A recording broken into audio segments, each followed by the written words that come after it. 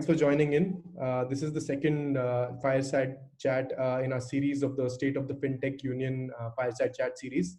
We had an engaging discussion on Tuesday with folks from PhonePe, Razorpay, ICICI Bank, and we had a pretty great attendance there. So thank you for tuning in. Today's topic is lending, and we have a fantastic panel lined up for you. Before, just quickly, we'll run you through the schedule, of our fireside events. As I said, we had our last chat on payments a couple of days back. Today, we're doing lending. We'll be touching upon on neobanks next week, and then we have a launch event where we'll reveal all our findings from the fireside chat as well as the survey. The details will be shared closer to the date. So the agenda for today is I'll just quickly introduce the panel, and then we'll spend 10 minutes focusing on what are the key insights that we got from our survey of fintech founders and CXOs. Today's session is focused on lending, so we'll specifically touch upon lending, and then we'll have Rajat from our side who'll moderate the panel discussion. Quick introduction about our panel. So we have Anjani, who's the Chief Digital Officer at HDFC Bank. He was previously the CIO at Airtel. Ashish Mohapatra, he's the CEO and co-founder of Business, one of the largest SME lenders in India. Gaurav Kumar, who's the founder and MD at Vivriti Capital. They're one of the largest debt providers and facilitators for fintechs and NBFCs. Lizzie Chapman, she's the co-founder and CEO of Zest Money. We also have Piyush Dalmia from McKinsey. Piyush is a partner and lead of private equity practice for McKinsey in India. He's also worked extensively with financial institutions in India and Middle East and Southeast Asia. Lastly, we have Rajat Agarwal, who will be moderating the discussion. Rajat is the director and fintech lead at Matrix India. Rajat works closely with a bunch of our fintech companies, including Razorpay, Ziploan, OneCard, and Jupiter. I'll hand it over to Abhishek from McKinsey team to kind of take us through the survey insights, and then we'll deep dive into the fireside chat. Thanks, Sarthak. Welcome, everybody. So just some context, the survey was rolled out to about 100 plus fintechs, primarily founders and CXOs, as well as some banks and incumbent institutions. We received about 70 plus responses on this one. I wanted to call out that, go back a bit. So I wanted to call out that by design, the survey is completely quantitative. The whole purpose of this was, this session was for us to basically share the numbers with you and then discuss those and get some qualitative insights to kind of beef up the results. So you will see a lot of the themes being discussed in this panel on this one. Broadly, there are 4 areas of the survey. We will go through them one by one. So focusing on the first one on the disruption caused due to pandemic. We basically asked the respondents to kind of share how is their business doing vis-a-vis pre-COVID levels. As expected, a lot of lending companies were significantly impacted due to COVID. Their disbursals fell by about 80%, and the credit losses are about 60% higher than the pre-COVID levels. Certain players are basically, just go back. Certain players, sorry, can you just go back to the first page? Yeah, sorry. The certain players have been much more impacted than others, with about 50%, like the business for about 50% coming to a complete standstill with zero disbursals. Funding is also drying up in the market, with about 60% players mentioning that the funding is quite limited, like the funding is very limited in the market from both the existing as well as the new lenders. Yeah, the next page. To respond to these disruptions, players have taken very sharp measures to sustain their business. About 40% of players have stopped one or more lines of their business, with 25% reduction in fixed cost. We also see that players are prioritizing digital marketing and partnerships as the channels for acquisition and sales over their own sales force. The last 2 slides basically painted quite a stark picture, but like all is not doom and gloom. We are seeing some early green shoots in the industry. There is a positive trend in both collections as well as bounce rate. Even the disbursals have increased about 3 times compared to the April levels. But if you take into account the overall view, recovery is still about 6 to 9 months away, with the market becoming much more challenging. About 60% of the players are expecting the funding cost to be higher than about 100 basis points.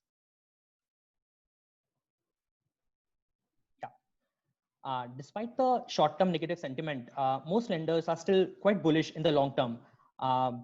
About 75% of them expect to have much more partnerships with the incumbent institutions, which will in turn make the sector much more attractive for the VC and PE firms.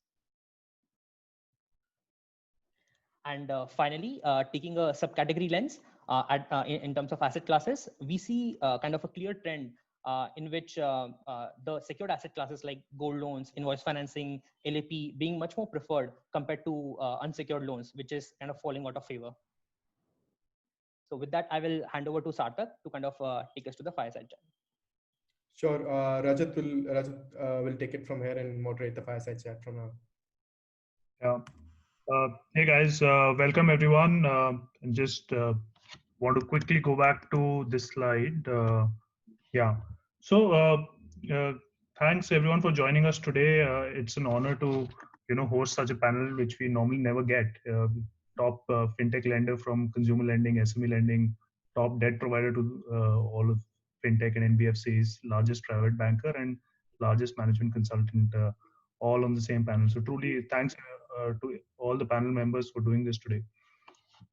So let's just take a look at this slide, right, where we asked all the survey, everyone who filled the survey on how bullish or bearish they are about different parts of the financial services or different businesses that they run. And this survey was sent out to 100 plus CEOs or CXOs of fintechs, banks, insurance companies, and different people. So, it's interesting how lenders are pretty short-term bearish, but still long-term significantly bullish. At the same time, every other fintech company outside of a lending company is much more bullish in the long term and even in the short term. This is in sharp contrast to what we were seeing pre-COVID, where everyone wanted to just lend, from an e-commerce company to a payment company to education companies. Everybody wanted to become a lender. So how it's very interesting to see how things have changed, and I would love to get views from the panelists on this, and maybe start with Ashish and Ruchi, Ashish and Lizzie, on how is your mood, and is this reflective of how you are thinking about your life? I'll start maybe. So I think when I started my journey in financial services, I was told that this is not the business for the meek. Here you are measured and celebrated if you've seen many cycles, and the deeper they are, the wider they are, the more celebrated you are. So we are happy to go through a big status symbol in our journey. And risk management is a bit like that, right? So we're in the business of managing risk, and we would always want to be short-term bearish and long-term bullish. Having said that, today, that is the exact mood that we are in, and a lot, I would say, to qualify that, a lot less bearish than what we were about 3 months back. I mean, 3 months back, people were telling us there will be defaults by NBFCs. A lot of NBFCs will get sold for pittances. There will be closures. There will be firings. Collection rates were hovering anywhere between the early 20s to the early 30s. Now they're back up to the 50s to 70s and stuff like that. So a lot less bearish today. Bullish as always. That's the business we are in. But I think the fundamental question that all of us have to answer, given the fact that either we are probably at the end of the journey of the downturn or at the beginning of the recovery, what is the next growth avenue? So that's the question that a lot of us are today debating, struggling, and trying to answer in our small pilots that we will try to cover. But yes, that's the mood. Yeah, no, and we'll come to that towards the later part of the discussion. But Lizzie, over to you. How have you thought about this, and how's your frame of mind? That's my psyche today. Yeah, so it's very different today than it probably was in April. Look, let's not beat around the bush. We had probably the harshest and most prolonged lockdown in the world in this country. You can look at road traffic data from TomTom and see that, you know, nothing happened for 3 months in most of our major cities. We had barely any economic stimulus that touches most of our customers. And we had a 6-month government moratorium, right? So when you put that backdrop, the fact that we're even here talking to you on this panel is quite incredible. And I think what's happened over the last few weeks, and particularly I think since June, is there's been a real bifurcation in the lending industry, and that's even exaggerated in the digital lending industry, which is the winners and the losers. And I think the next few weeks and months are going to be really interesting, and we will see who had invested in exactly what, as she says, core competencies in credit underwriting, collections, and servicing. And, you know, boring, but obviously we kind of always hoped that eventually we would get to prove that we had done that. But we've never actually had a better backdrop to show that to the world. And it's not just about fintech versus fintech. You know, data has come out in the last few months that's shown many fintechs, especially in our world, in our space, which is consumer durable lending. I won't name any of the incumbents in that space, but we have their data, so we can mark to mark our loan book. How is it performing? What are our bounce rates like? What is our moratorium opt-in numbers? And we're actually looking considerably healthier right now because of having the digital DNA. So I think any digital lender that comes out of this feeling, you know, worse for wear and beaten up, maybe hadn't invested deeply enough in their digital architecture. And so I think, you know, some of the folks on this panel, we're just excited because this is a great opportunity now to demonstrate what we had actually built and prove that digital lending wasn't just about acquisition and growth. It was about building the full stack and the end-to-end lending experience, which we're excited to show the world now. Good. Yeah. Okay. I'll just come back to you, Lizzie, in a minute. But Anjani, over to you. How's the bank thinking about this? And you know, HDFC especially has done a lot of stuff on tech in the last you know, few years. So how has the bank's thinking changed about how you run your company or what kind of products you do and so on? Anjani, I think you're on mute, Anjani. Rajat, for HDFC, technology has always been at the forefront. We have gone ahead and invested in the right kind of architecture, digitizing a lot of our customer journeys and products. This has actually served us well till now. And now what is happening with this kind of a pandemic which has come about, that from being an enabler, technology from being an enabler has now become a differentiator, really. So a business could come completely to halt if these things were not put in place earlier. And therefore, this is giving a lot of tailwind to all the efforts which are going on. And this is bringing in further acceleration in the work that was being done earlier in terms of adapting digital.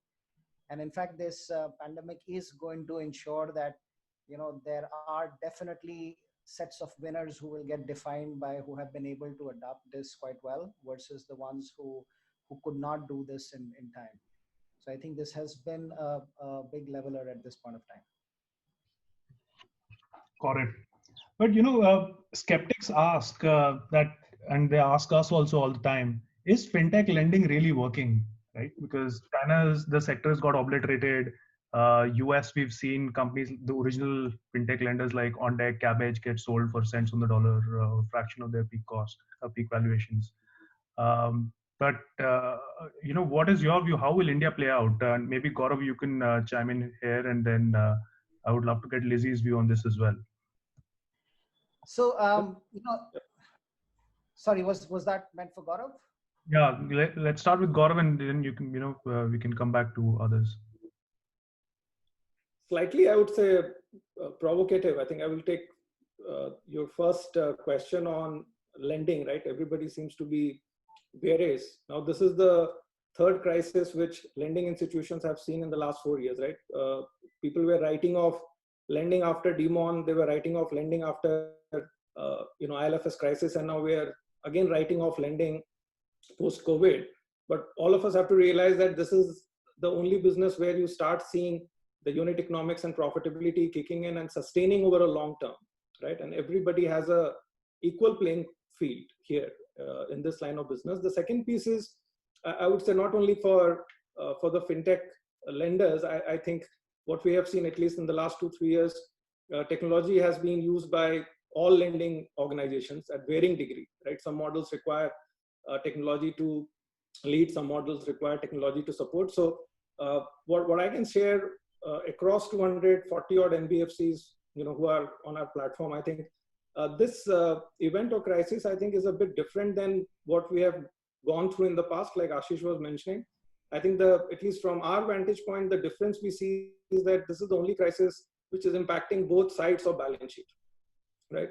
So if you look at the past crisis, right, whether it was 2008, 9 or 2010 or 16, and now one side of the balance sheet got impacted and the other side of the balance sheet bailed you out quickly, right? And that's what happened post ILFS.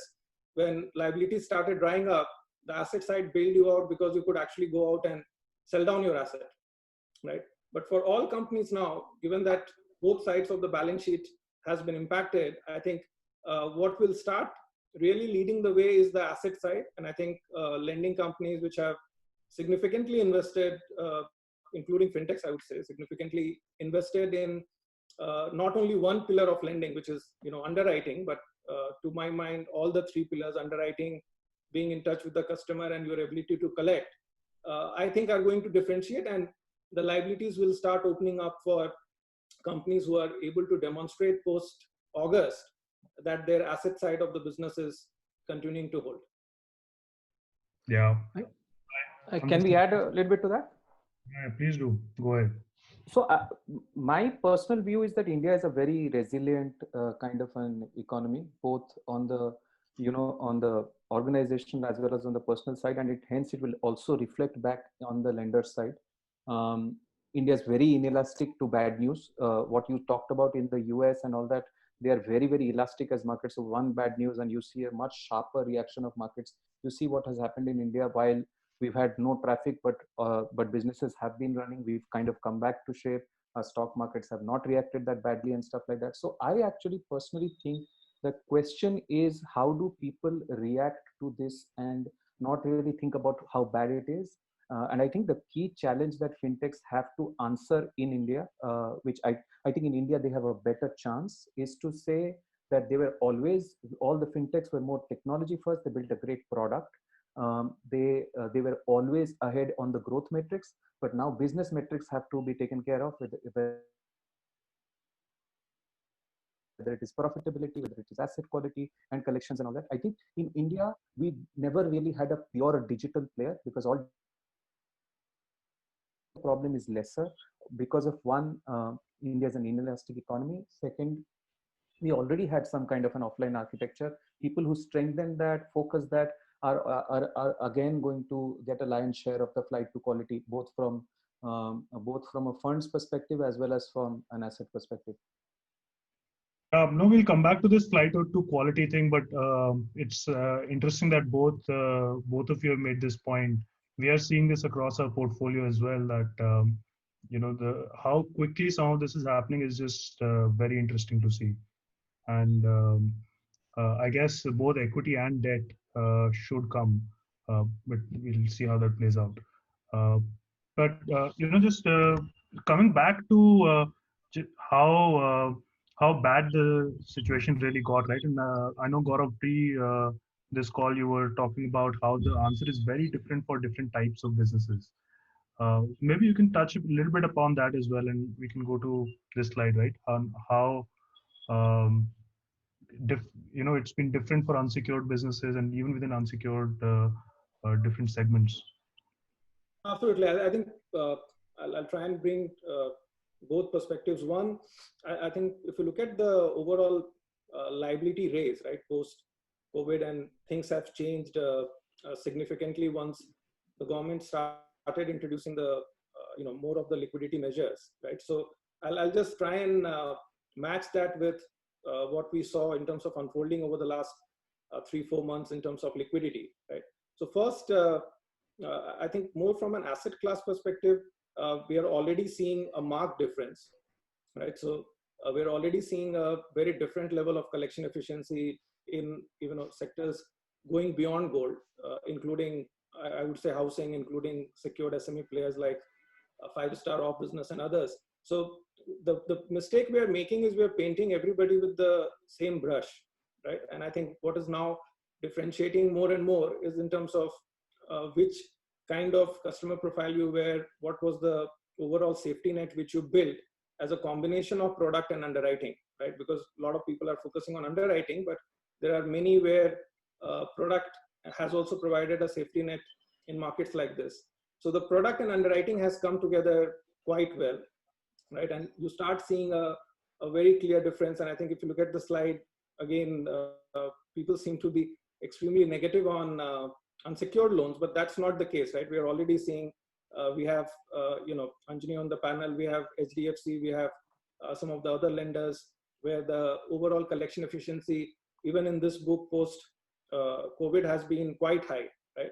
So if I have to give you a gradient, at least on what we see over 200 plus odd NBFCs, I think we're already seeing housing now touching 90% odd collection efficiency. And I'm talking about collection efficiency, including morat, total book, not leaving moratorium out. Right? We are seeing two-wheeler finance bouncing back significantly. SME is north of 85 odd percent already, right? And we are also seeing now vehicle finance is a bit more cyclical, but there again, we are seeing collection efficiency picking up. Most volatility, obviously, for the right reasons, we have seen in the personal loan, small ticket size lending, right? And again, that has been a choice between the kind of customer profile which some of these companies really went after, right? So the gig economy and the more informal segment, we are seeing collection efficiency still between 50 to 60%. In others, I think it's already north of 80%. I think what would be critical, Rajat, I think are going to be months of October, November, and December, right? I think the last bit of collection efficiency, who is able to claw back how much and what's the eventual credit cost going to be. The last piece, I would leave it for everybody, right? Because there's a lot of discussion about one-time restructuring. So from a lending perspective and lender's perspective, when we went into moratorium, nobody started asking you what your GNPA was. Everybody was asking what is your morat book, right? And I think your one-time restructuring is going to be the new normal, where everybody will ask you what's your one-time restructured book, right? So I think this has been done to really help a very different constituency, which is the public sector bank, where the capital issue is there. But if you look at, I'm just contrasting with Anjali being on the panel, NBFCs and fintech lenders are here to stay. The market has not disappeared, right? So in the short term, obviously, you will have to be extremely careful. But just look at the overall asset quality throughout the spectrum, right? From specialized NBFCs to public sector banks, right? And you will get the answer. Yeah, no, makes sense. Have you seen in unsecured and, after Gaurav, this quickly for you, and then we should go to Lizzie. So for unsecured, have you seen difference in, end-use control versus just pure unsecured? And has that been a safety net of sorts? Yes, and I think the other difference which we are seeing, I think, is also to do with two important variables. I think one is definitely the customer profile. And secondly, if we match that with product, I think customer profile and short-term product, I think where we are seeing slightly higher stress is longer tenor unsecured loan, going to 3 years, 4 years, where your end use itself was a bit suspect, right? And historically, what we have seen is in that kind of market, as you go down the overall risk curve, your delinquency actually starts kicking in around 18, 19 months, right? So you don't know how the portfolio is really shaping up. Yeah.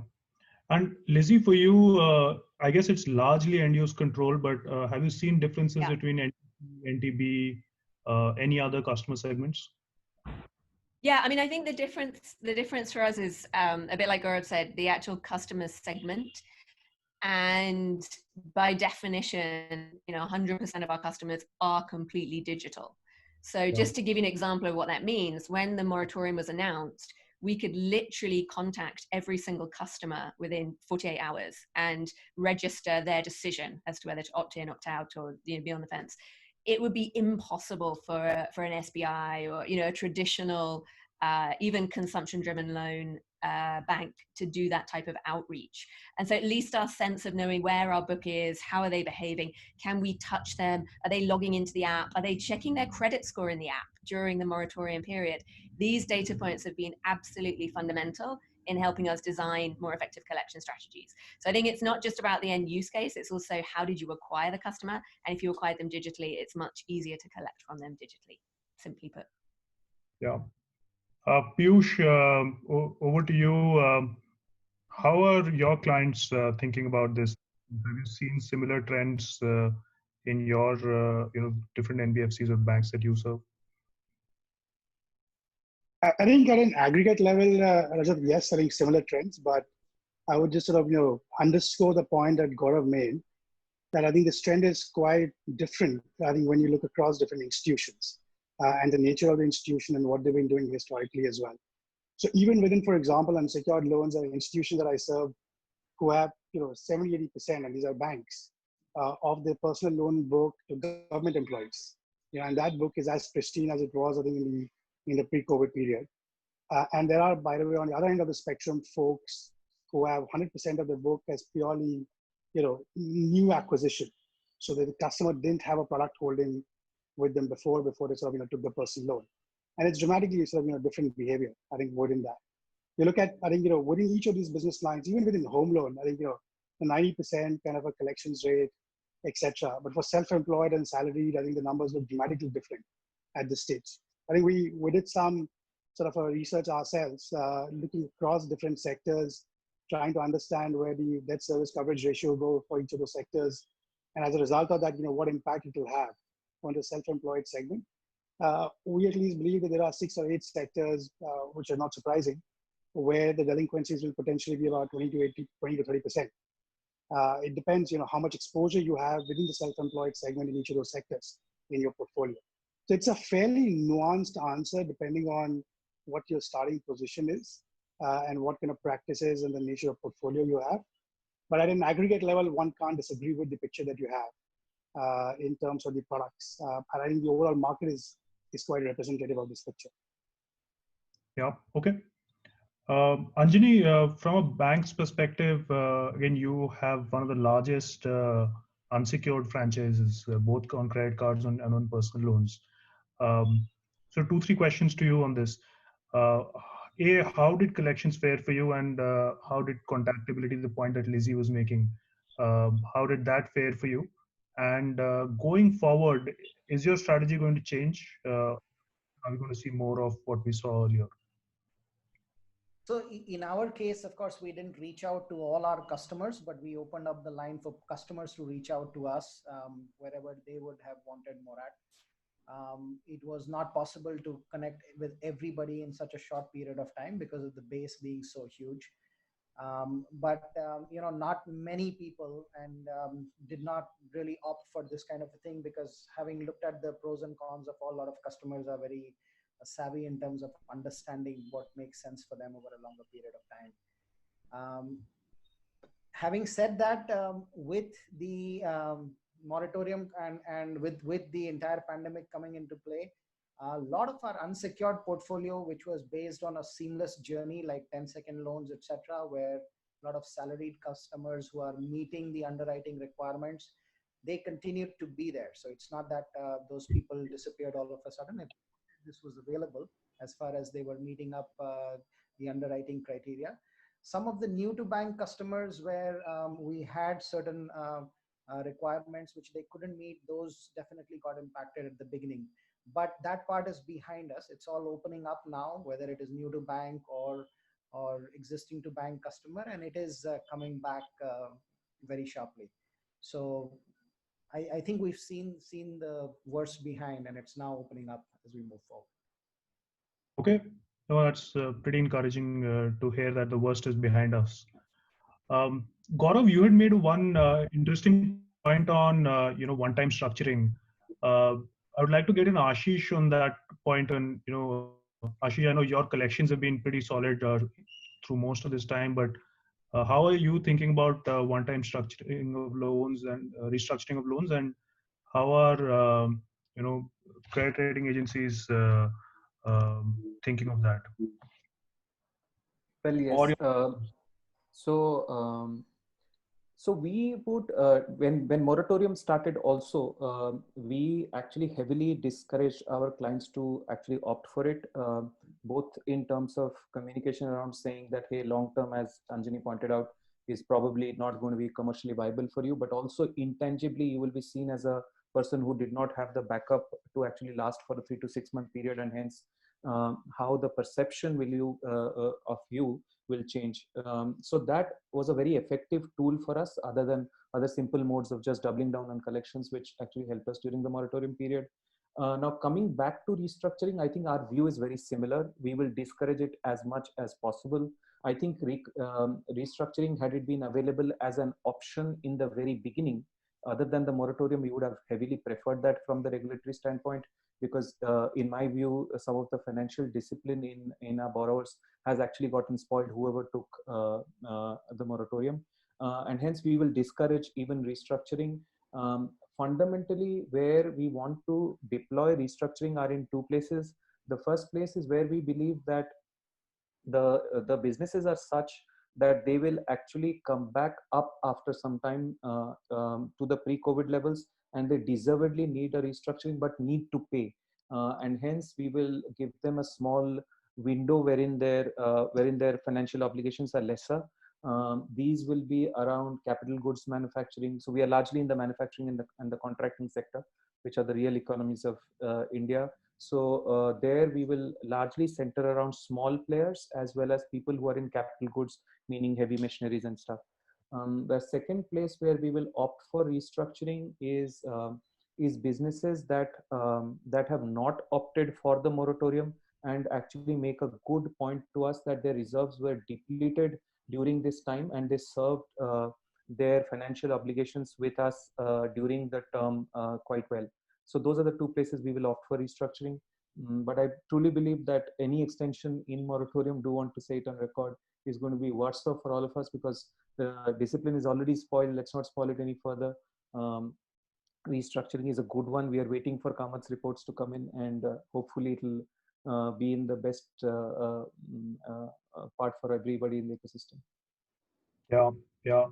No, and this whole thing around trying to keep an account live through restructuring or encouraging good behavior and rewarding that, I think we've seen that. So in fact, I will add a nugget around that too. I think Gaurav mentioned that in a bit, but one of the key things that lenders are looking at our lenders are looking at us is to say how many EMIs or how many principals or how many capital rotations were actually served during this period, be it moratoriums or be it without moratoriums. So how many actually gave out 3 or more EMIs? How many actually gave out 0 EMIs and you were forced to actually give them a 6 EMI moratorium, and hence your credit loss has to be disproportionately higher on that kind of a portfolio. So the reality is moratorium was actually bad for everybody in the industry. Nobody's really saying that, because it was a decision that was probably taken way before in the lockdown period, and everybody had to face the aftermath of it. Yeah. And Gaurav, are you hearing anything from rating agencies on how they are thinking, or are they in sync with the need to do this? No, definitely. I think the unfortunate bit has been, right, that although there seemed to be a confusion between policy and policy regulation and execution, as always, right? But what we saw was, even when there was standstill, there were still rating actions taken, right? It was not that you had a standstill and rating action was not taken, right? So our own sense is that as you move forward, the portfolio will get split between what is your gross NPA and what's your one-time restructured asset, right? And what is that as a percentage of your capital and overall AUM, right? So I think that's going to be a key consideration for not only rating agencies, but also I would say lenders, right? Because what this is essentially doing is only providing you capital relief. And as Ashish was mentioning, it's not, to my mind, it might benefit some segments within NBFCs, but largely going to benefit public sector banks, right? Because that's where this is really aimed at, because private sector banks have already gone ahead and raised tons of capital, anticipating slippage starting September, right? But one point I would leave here more, because we're also talking about liability raise, right? Because here, you don't have, as things open up, you don't have your asset side to bail you out, right? Because what we typically see is, most of the NBFCs raise anywhere between, I'm talking about, direct assignment securitization put together, right? Last year itself, the market was 1.6 lakh crores, right? Which has significantly shrunk, right? Because you don't have any asset to really sell down, right? And if any loan has ever gone into moratorium, it is being looked at from a lens of, high suspect, right? Whether this asset quality will really hold. So a large part of your balance sheet is not going to be available for you to raise liabilities in form of sell down. And one-time restructuring will add and complicate that problem, which we have to be very conscious about, right? And I think what we are seeing some good companies doing is, I'll just leave it because I see a lot of companies who are there, who have joined in, who have done well, I think, is one, over communication to stakeholders. I think that's something which is now becoming hygiene. If you don't do it, people will assume the worst, right? Second, what I would advise is, and what we are seeing is, even if a limited review is not required on your financials and balance sheet, please do it end of September. It will add a lot of credibility in terms of, because numbers are all over the place. People don't even have a common denominator to measure what's the collection efficiency, unfortunately, right? So I think that will lend a lot of credibility. And third, if your book, large part of your book has not gone into moratorium, start segregating and start utilizing that much more efficiently for you to raise liabilities starting October, November. On the liabilities point, maybe we'll go to Anjani. Anjani, when will liabilities open up? What will it take? Really, that's the biggest question that all our NBFC friends are asking. See, I think it's more than external. We have to look at the internal portfolio quality. If the quality is good for those entities, it will not be difficult to attract liabilities. As was mentioned earlier in one of the conversations, that if customers are still coming in, they are paying up on time, the quality of portfolio is good, you are able to reach out to them, connect with them, keep the leads warm, then you are able to get there.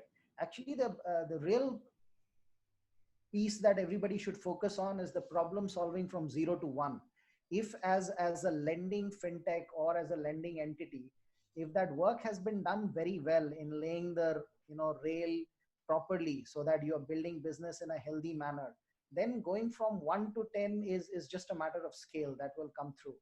And looking at the portfolio of 0 to 1 quality, one can attract good liabilities also. That's not a problem. So I think more than focusing externally, one should look at what is the quality of the portfolio internally available at this point of time. Got it. Piyush, from a private equity side perspective, how are I know since you lead McKinsey's private equity practice in India as well, how are they thinking about equity financing for the sector now, especially the larger guys? And I would love to come to Lizzie and Ashish also on this, since you guys are talking to funds. I think if you look at the private equity folks, I would say it's a bit of a pause on the lending side. To be honest, I think most of the transactions and activity we are seeing, at least over the last 4 months, is on the non-lending side. So whether insurance, asset management, wealth management, that's where the bulk of the transactions and the deals are happening. I think on the lending side, the core concern is just being able to underwrite the quality of the book. I think as you sort of go in and do a transaction, I think folks are not confident and not clear that they'll be able to ascertain exactly what's the impact on the book immediately. As Gaurav mentioned, I think till the time for the next quarter sort of plays out, once the moratorium sort of gets fully over, you have 3 months post that, I think then you truly start to realize as to what's happening on your portfolio side. And they're also not clear as to how the liability side is going to sort of play out. And while all of us might have a point of view as to how both the asset quality side as well as the liability side will play out, I think that uncertainty is holding back large chunky equity capital from going into the lending side. My sense is, and all my conversations with some of these folks suggest that they will wait and watch for at least till the end of the year before they think about sort of real putting in muscle and capital on the lending piece. Yeah. Okay. Ashish, Lizzie. Okay, my 2 cents to that would be yes. And on an aggregate level, I agree with what Piyush is saying. But the reality is that most people know that this may be a good time to enter because you may get a so-called value buy. So we get approached by a lot of large funds who come and say, "Hey, are you a value buy now?" And we tell them, "Hey, we are never a value buy. We'll always be a valued buy in case you buy into us." So I think there is a lot of hunting for cheap deals going out there, knowing that liability is difficult to come by. People are a little bit freakish about how the next 6 months are going to look at. So I think there are lots of funds with capital who are bullish on India so far, but are looking for value buys. The second thing I would say is that while they are looking for value buys, there is a significant flight to quality. I think almost everybody classified as a valued buy for a private equity fund about 3 months back.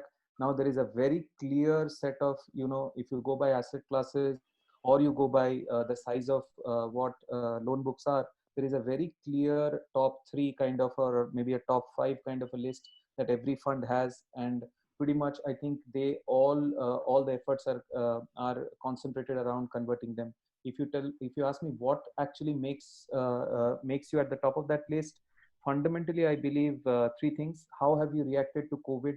Have you treated it as a mid growth but high learning opportunity, something what everybody is looking at? What have you learned from COVID?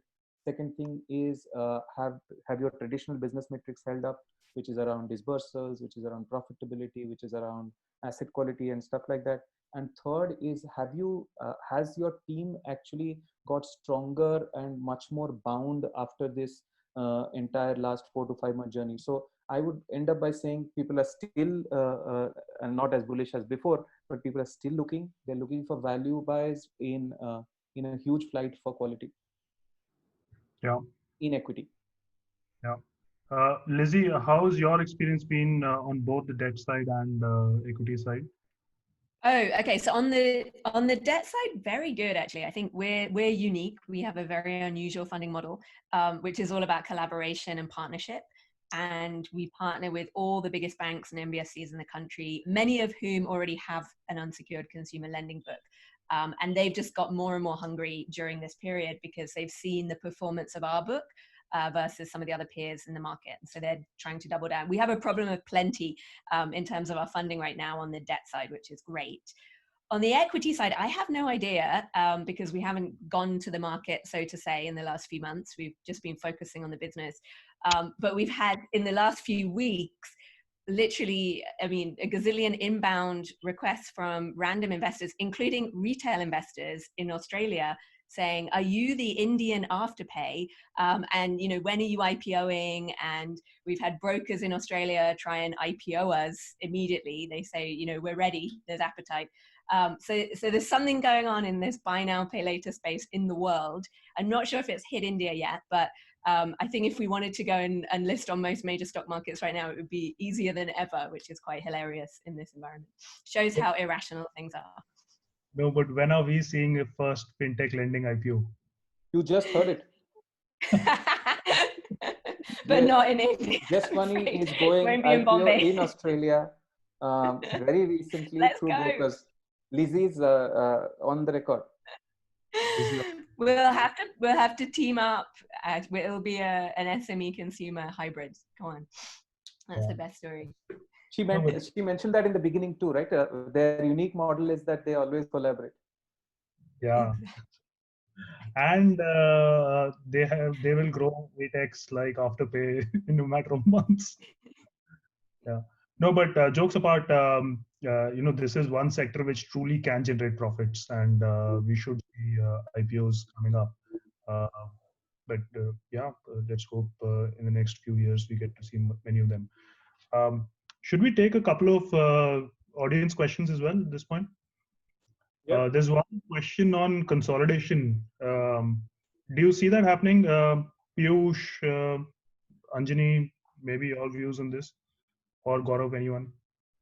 Yeah, I think the short answer is yes. I think, I guess. Go ahead. Sorry, I was saying the short answer is yes. I guess I heard all the panelists also say, I think that this will sort of differentiate between the chalk and cheese Once that happens, you will see consolidation. The investors sort of going out and sort of looking for value buys. All of that tells you that there will be sort of definitely consolidation in the market. I think there'll be some people who will just basically sort of figure out that funding has dried up for them and will have no option at some point of time but to sell. My sense it will happen over the next after 3 months. After the full effect of the moratorium starts to sort of play out on the book. But last part of this year and early part of next year is potentially when you start to see some consolidation in this space. But what will you buy? Will you buy a book? Will you buy technology? What will you buy? You'll buy some bit of capability and some bit of distribution, assuming I think the folks have some bit of distribution available with them. I think book is, by definition, I think the guys are going to get available who will have very difficult books that you can buy. Yeah. Well, I can tell you from personal experience. So right after lockdown hit, we had a surfeit of cash, and because we were in working capital financing, our book significantly dropped by about 10-15%, and we got a lot more cash, and we actually ventured into thinking that, hey, why not do M&A? We landed up with looking at literally all NBFCs that were below 200 crores in size. But the roadblock was the following, that we actually pride ourselves on the fact that we built the business the right way in terms of real business metrics. And then when you look at a lot of early stage fintech players, they are more product first, they are much more growth first, and not really, the alignment in terms of business objectives was not really there. And then there were the PMI or the post-merger integration horrors that you had to think about. And we landed up making no investments on the equity side in any company. On the other side, I think book buys is a very good option. We have opted for that. We have bought smaller chunks of 3 or 4 smaller sized NBFCs, which were largely non-morat, largely secured like the rest of our book, and where we think we can actually overlay our current product onto what they were offering. So I think, and also in India, typically M&As are very difficult to happen given the mindset of promoters that they really don't want to sell. May not be for the younger lot, but there may not be too much value residing in the younger lot. So I think a lot of book buys are going to happen.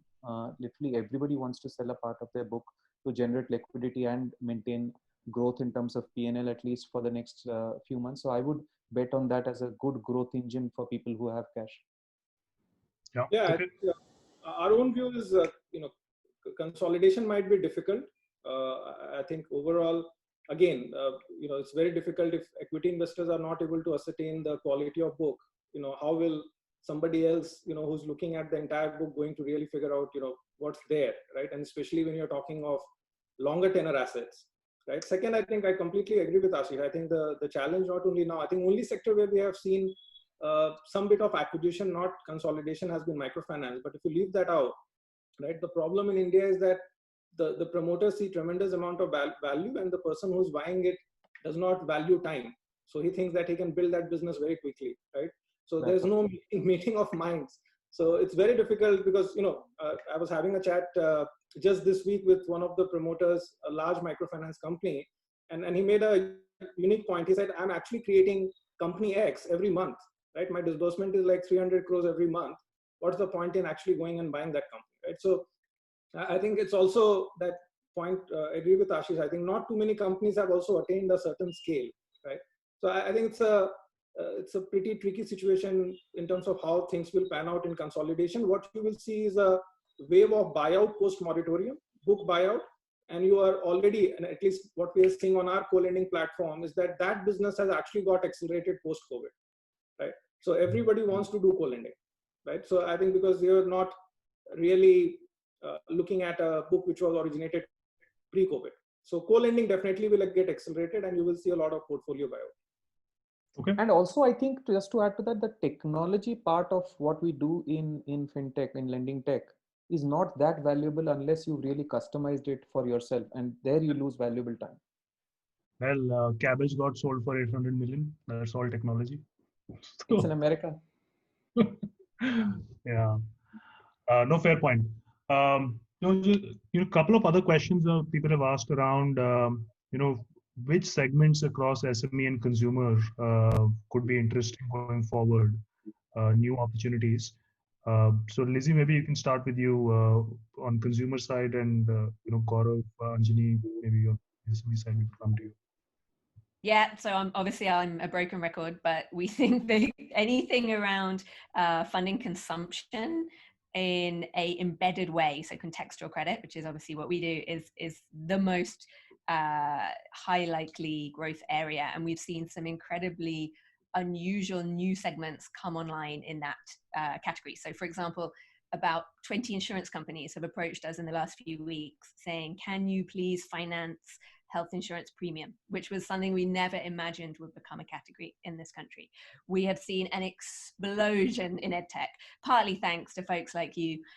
Please keep throwing money at them and giving them aggressive growth targets. But we have now 40 edtech partners and a pipeline in triple digits, I would say. It's incredible, the demand for financing in education. And that's, again, a category a couple of years ago, we would have said that to investors and they would have looked extremely confused by us. So I think that as many challenges that we see right now, as many opportunities will be thrown up over the next few months. And it's really up to people like us just to build quickly and harness them. Please tell me which one of them are doing well. I'll fund them. Their techs, yeah. Well, and we know also how much the customers like their courses, because that determines our NPAs. So we could sell you that as a service. No, but interesting point you make on embedded finance. I think globally this is becoming the biggest thing, whether across SME or consumer. But on SME, other panelists, any thoughts on what could be interesting areas for people to look at going forward? Gaurav should take it. Maybe I can add on. Why don't you take it? Okay. So for me in SME, I think it's going to be the dawn of the real economy again. So the real economy is mostly around heavy manufacturing, around around infrastructure and all that, because these are employment generating options. And frankly, a lot of people have lost employment. We really don't have in the real numbers yet. A lot of people are in partial employment. So there is going to be a surfeit of capital as well as pushes from all sides, including regulatory and statutory, that will revive all these industries. So I think they will need a lot of capital. A lot of them are actually already stable. A lot of them are in the B2B space, which means that their cash flows are relatively more predictable than the B2C environment. And hence, my belief is that a lot of money will actually get back into the real economy after we've seen the worst end of the crisis, which is probably now. When you say real economy, what do you mean? You mean heavy machinery, capital goods, packaging and stuff, where actually investment into capital expenditure as well as working capital is something that is going to shoot up.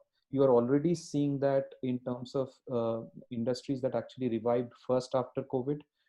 You are already seeing that in terms of industries that are first paying all the indirect taxes that the government is collecting. You're already seeing that in terms of where the employment is also getting absorbed in, because a lot of this also in addition is also in city peripheries and tier 2 locations, wherein the impact, or at least the perceived impact, is far lower.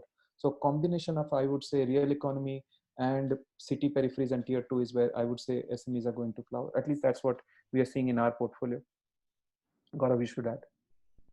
No, my views are pretty similar. I think more in terms of real economy, supply chain. I would not call new business models, right? These business models are there. I think what will start differentiating more is more execution, right? Because I'm a bit skeptical about too many companies or promoters getting into even agri-tech, right? The problems are pretty well known there. It's fairly long gestation, and now we have some of the agri companies in our enterprise finance portfolio. Many of them have taken 8-10 years to break even, right? So I think to my mind, I think within SME, some of the traditional sectors will continue to do well, and companies which have executed will actually come out as a role model for others to follow. I think that's the next trend we will see, especially in the SME space. All right. Anjani, question to you. How is HDFC becoming more and more as a fintech? Plus, your thoughts on Oaken. I think there are a couple of questions that have come for that as well. How is the bank thinking about those things? So, in terms of the segments which are going to grow, we firmly believe that SME and even consumption is going to grow big time, whether it is funded through personal loans or cards or through contextual lending. And as this is growing, Oaken, which is the national infrastructure being envisaged, I think that will be a game changer that is going to connect the lenders to the people who need money very seamlessly. And this is something which is good for the country, and it will help reduce the cost of service and reaching out to customers in a very efficient manner. So this is a pretty important initiative. What UPI did to payments, Oaken is going to do the same to lending. It's going to make it so easy for the right kind of people to borrow. And which segments will start first in your mind? SMEs would be the first ones to leverage this, where there is a dire need, as well as they have the right kind of data and information to share. They would be the first ones to begin with, and rightfully so, because they are the ones who are also going to add to the economic engine of the country. I think just to add, I think what we are seeing in SME, I think more, I think there are already success stories out there in terms of, of business, and we are also seeing that in supply chain with Vayana Network, right? What is common, I think, if you look at, is that they are in SME. I think the winner is also going to focus on building infrastructure beyond financing, right? Because no SME is waking up in the morning to thinking about where they are going to borrow, right? They are more focused about cash is not raw material. They are more focused about their own working cycles and how things are impacting them, both from the supply and demand side. So I think that's a unique trend. At least I am seeing in some of the winners, long-term winners in the SME space, that they are actually building capabilities which are slightly adjacent to lending. I think is more required in SME finance than in any other monoline form of lending. So the way we classify it is, we actually call it as lender plus plus, where we believe that as a pure lender, you essentially are into either a commoditized service or a service that will get commoditized very soon. So you should add on a service which is very adjacent to lending, which actually helps you in lending, in either building a good asset quality or in terms of profitability or engagement. And that service is core, because if you're just a lender for SMEs, he is going to treat you like a bank, and hence you will probably not be profitable, which is one of the core business metrics of SME financial services. Yeah, okay. As I'm just conscious of time, any closing thoughts from the panel, or maybe any question from the Q&A section that you want to take? I think one question on change I just saw in terms of change in underwriting post COVID. Obviously, there's going to be a tightening, but I think one at least our learning I would leave is there is always, as I said, lending is extremely complex, extremely heterogeneous. So where convenience can win is not going to be the same when it cuts across different asset classes within lending. In some asset classes, convenience is more important. In some asset classes, focusing on control and collection is more important. The customer does not really differentiate basis convenience. Convenience is going to become hygiene. But in some of the more short-term, small ticket size consumer lending, I think convenience plays a much more important role. On underwriting in vehicle finance, I saw, I think, again, it's a marriage between the underlying vehicle and the customer profile. And I think when the markets were good, I think there was some bit of slippage in terms of this marriage coming together. I think people will start more focusing on what was working and not looking at, I would say, first time buy, etc. I think those are things which people will fine tune, but I think it's more going to be what they were doing better earlier. Yeah, I would like to leave with one thought that I shared with Anjani right before the panel started. So in 2008, HDFC did a massive land grab from ICICI Bank, and was germinating part of what HDFC is today. Bajaj Finance also became what it is today because of what they did in the 2008 crisis. So look at least one or two of us on the bank side, from the NBFC side, emerging from this particular crisis. No, I think it's very true, but fortunately, India is a very, very big country. It's a big market, and on the lending side, we have not really seen the full potential yet. This is going to grow big time, and just have to position yourself with the right kind of capability to leverage this. The story is just unfolding right now. Yeah, I just want to say thank you to the Matrix folks for this panel, because it represents really the India opportunity. We moved here because we believe this is going to be the biggest digital lending market in the world, and we've not started yet. It's literally day zero. But the only way to achieve that and to live up to the promise of this market is by banks and technology companies working together. And we believe in that passionately. And that's just been proven out time and time again over the last few months. So thank you for bringing some banks and technology companies together and not making it a one versus the other. Only by coming together can we build a big, big, big industry. Thank you.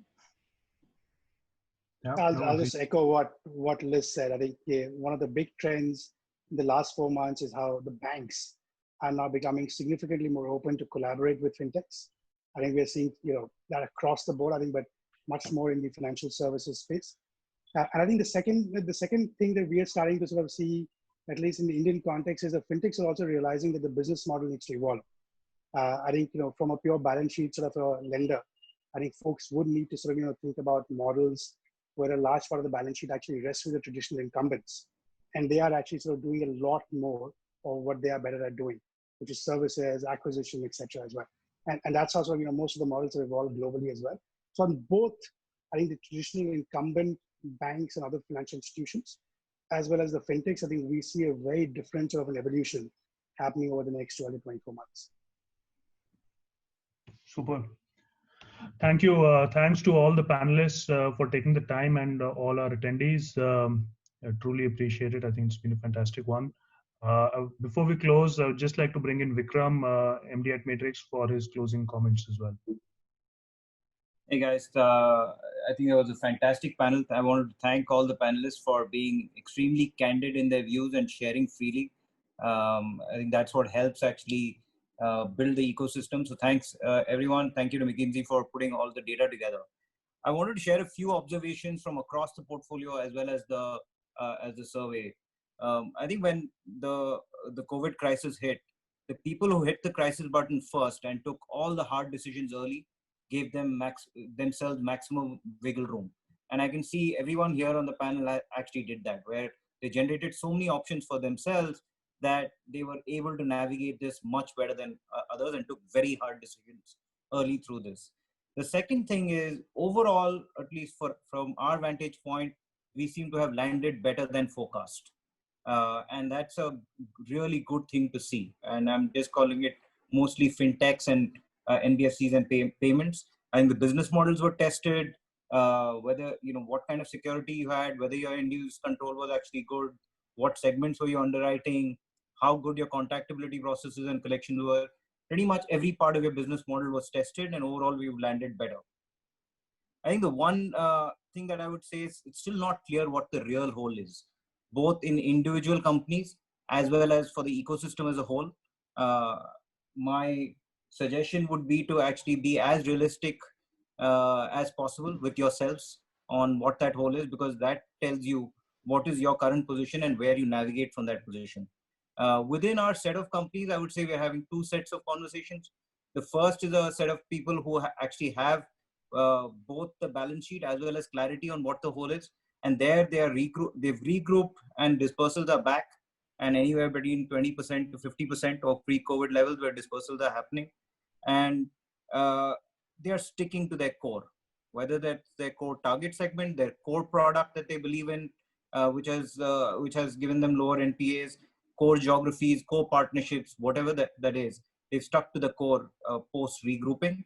There is a set of companies where you have to say that, hey, were we doing a vanilla product in a vanilla way and just put a tech wrapper on it?